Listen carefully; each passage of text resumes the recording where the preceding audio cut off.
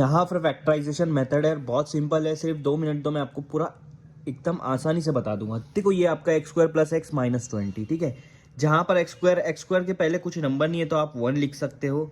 यहाँ भी एक्स से पहले कुछ नहीं है तो यहाँ भी मैं 1 लिख देता हूँ। -20 इक्वल टू 0, ये आपको मैं समझाने के लिए बता रहा हूँ। एक्स स्क्वायर का कोएफिशिएंट लो, मतलब जो नंबर है वो, उसको मल्टीप्लाई करो लास्ट वाले कांस्टेंट से।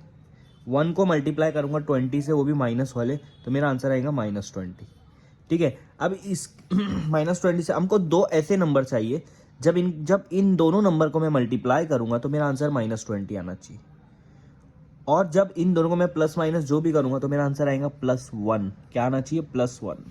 तो ऐसा दो नंबर कौन सा है मेरे पास? सिर्फ एक ही है, 5 4 20, और 5 में से 4 गया, 1 बचेगा। अब बात ये होती है कि मुझे मल्टीप्लाई करने पर क्या आंसर मिलना चाहिए? 20 मिलना चाहिए, लेकिन वो भी माइनस में। देखो मल्टीप्लाई में माइनस में आंसर तभी आता है कि जब दोनों में से कोई भी एक नंबर माइनस हो। ये जरूरी नहीं कि बड़ा माइनस पहले बड़ा माइनस होना चाहिए या छोटा माइनस होना चाहिए, इसका कोई लेना देना नहीं। मल्टीप्लिकेशन में, मल्टीप्लाई में सिर्फ आपको ये देखना है, अगर आंसर माइनस में चाहिए तो कोई भी एक नंबर माइनस में होना चाहिए, कोई भी एक नंबर। अब 5 को माइनस देते हैं कि 4 को माइनस देते हैं, ये आपको डिसाइड करेगा ये वाला नंबर। प्लस माइनस करने पर आंसर क्या आना चाहिए?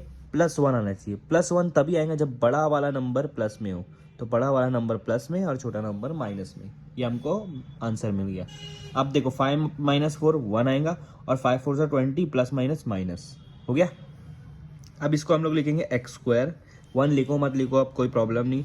ये जो 1x है ना, उसकी जगह पर ये आ जाएगा +5x -4x, और ये -20 वैसा का वैसा।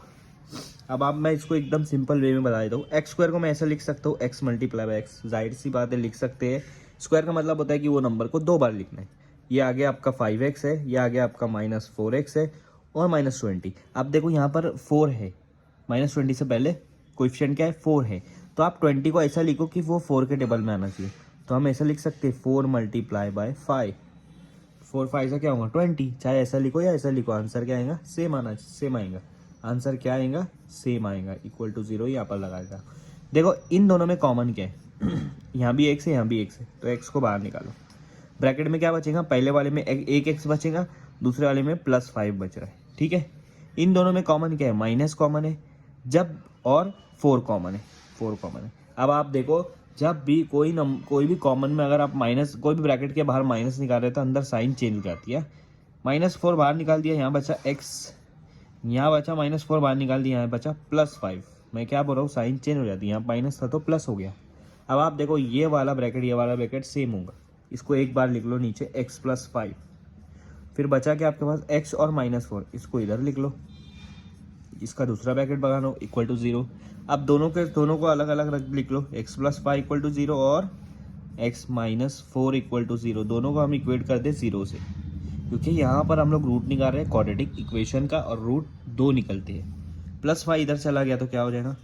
x = -5, और -4 इधर चला गया तो क्या होगा? x = +4, माइनस का प्लस हो जाएगा। तो आपके पास x की वैल्यू यहाँ पर 2 निकलती है, एक 4 निकल रही है और एक -5 निकल रहा है। ये आपका आंसर आ गया फाइनल।